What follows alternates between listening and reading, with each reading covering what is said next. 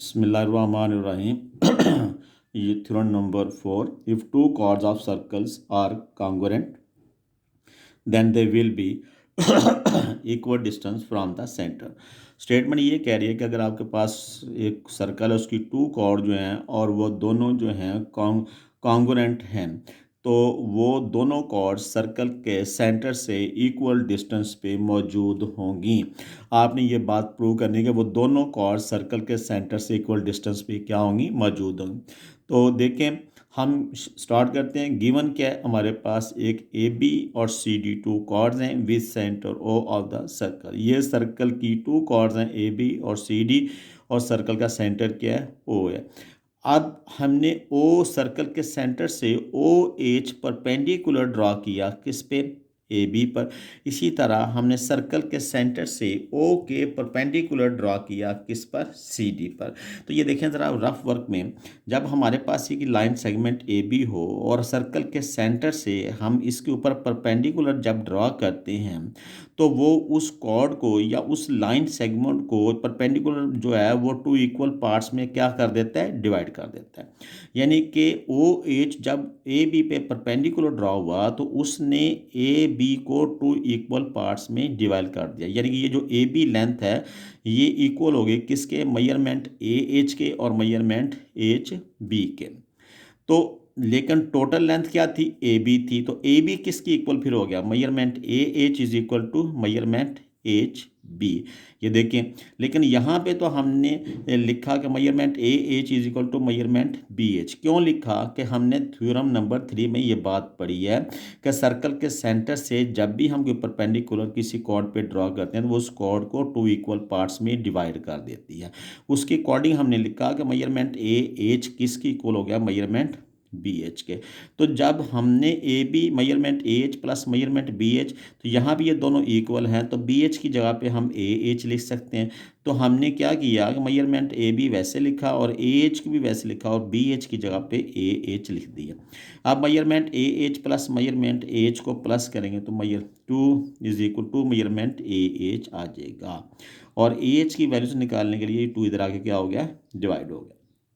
अब हम ये रफ वर्क था जो मैंने आपको समझाया सारा कि ये कैसे ए एच की वैल्यूज फाइंड होगी। तो ये देखें, टू प्रूव हमने क्या प्रूव करना है कि ए ओ एच जो है वो किसके इक्वल है, ओ के। तो कंस्ट्रक्शन में हमने ओ को ए से और सी से ज्वाइन किया। जब हमने ओ को ए से और सी से ज्वाइन किया तो हमारे पास two right angle triangle produce हो गई, एक ओ एच ए हो गई और दूसरी ओ के सी हो गई। अब स्टेटमेंट और रीजन पे आते हैं। ओ एच परपेंडिकुलर है किस पर, ए बी पर। अगर O H perpendicular A B पर है तो फिर हम ये कहते हैं कि मैं ये अगर हम पूरी लेंथ ए बी को टू पे डिवाइड कर दें तो वो किसकी इक्वल आ जाती है, मेजरमेंट ए एच की। ये देखिए मैंने लिखा कि O H bisects chord A B. Bisect यानी कि ओ एच ने ए बी को बाइसेक्ट किया, किस पॉइंट पे बाइसेक्ट किया, एच पॉइंट पे। तो देन मेजरमेंट ए एच किसकी इक्वल हो गया, 1/2 मेजरमेंट ए बी के। तो ये मैंने लिखा, इसको क्वेश्चन नंबर मैंने क्या कह दी, 1 कह दी। इसी तरह जब हमने ओ के जो है परपेंडिकुलर ड्रॉ किया सी डी पे, तो मेजरमेंट के सी किसकी इक्वल हो गया, 1/2 मेजरमेंट सी डी के, जो कि मैंने रफ वर्क में डिटेल से आपको बताया भी है। बट मेजरमेंट ए बी किसके इक्वल है, सी डी के। क्योंकि ये देखें, ये ए बी, ये मैंने फिगर यहाँ भी बना दिया, ए बी कॉर्ड जो है किसके इक्वल है, सी डी के। और ये गिवन था, ये दोनों चीज़ें, ये दोनों कॉर्ड्स ये हमारे पास गिवन है। उसने कहा कि if two chords of the circles are congruent, वो कॉर्ड्स कौन कौन सी थी, ए बी और सी डी, ये दोनों क्या हैं, कॉन्ग्रुएंट हैं। तो हमने लिखा कि measurement A B is equal to measurement C D. इस ये जो गिवन है इसको हमने क्वेश्चन नंबर 3 कह दिया। अब हमने तीनों जो इक्वेशंस हमने बनाई 1 2 और 3, वहाँ से हमने ये फाइंड किया कि तीनों को कंपेयर किया तो हमने लिखा कि हैंस मेजरमेंट ए एच किसकी इक्वल आ गया, मेजरमेंट सी के। क्योंकि आप ए बी की जगह पे सी डी लिख सकते हैं, सी डी की जगह पे ए बी लिख सकते हैं। तो जब आप क्वेश्चन नंबर 1 में ए बी की जगह पे सी डी लिखेंगे या क्वेश्चन नंबर 2 में सी डी की जगह पे ए बी लिखेंगे तो उनकी राइट साइड की इक्वल हो जाएगी, तो फिर लेफ्ट के क्या हो जाएगी, इक्वल हो जाएगी। जब हमने ये बात प्रूव कर ली कि measurement H A H is equal to measurement C C K. तो आपके पास टू राइट एंगल ट्राइंगल बनी, एक बन गई ओ ए एच और दूसरी क्या बन गई ओ सी के। ओ ए एच, दूसरी ओ सी के। इसमें आप ये देखें कि ये वाला जो लेंथ है ओ ए और ओ सी, ये हाइपोटेन्यूज है। हाइपोटेन्यूज कैसे है कि इसके यहाँ पे जो एंगल बन रहा है 90 डिग्री का बन रहा है, तो 90 डिग्री के अपोजिट जो साइड होती है वो क्या कहलाती है, हाइपोटेन्यूज कहलाती है। यहाँ पे भी 90 डिग्री, इसका भी। तो हम ये कहते हैं मेजरमेंट ओ ए किसके इक्वल है, मेजरमेंट ओ सी के। और इसी तरह हम ये कह देते हैं कि मेजरमेंट ए एच किसके इक्वल है, मेजरमेंट सी के, जो हम ऊपर प्रूव कर चुके हैं। अब टू जो है, अब हम एक ट्राइंगल के जो है वो थ्री साइड, दूसरी ट्राइंगल के थ्री साइड के कॉन्ग्रुएंट हो गई।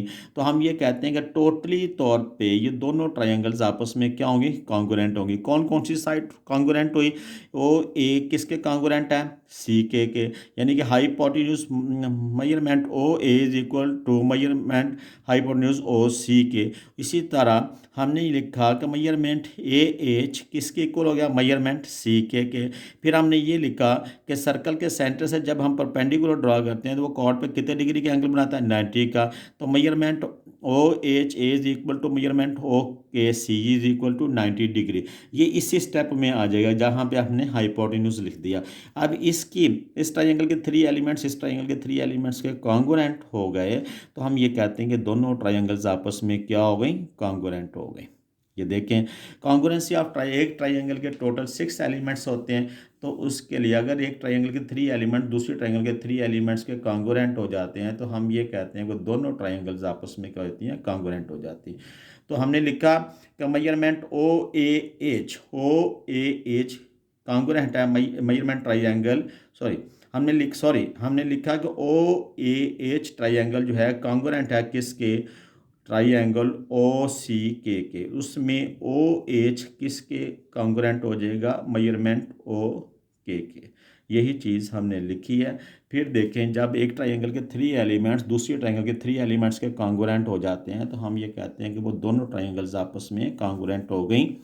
तो उसके अकॉर्डिंग हमने ओ ए जो है वो ओ सी के, और ए एच जो है वो सी के। तो फिर हमने ये कहा कि मई triangle O H A congruent है triangle O K C K. तो जब ये दोनों ट्राइंगल्स कॉन्ग्रुएंट हो गई, तो फिर हम जो दूसरी इसके एलिमेंट्स हैं वो भी इक्वल हो जाते हैं, कॉन्ग्रुएंट हो जाते हैं। तो हमने लिखा कि measurement O H is equal to measurement O K. ये चीज़ प्रूव करनी थी, ये प्रूव हो गई।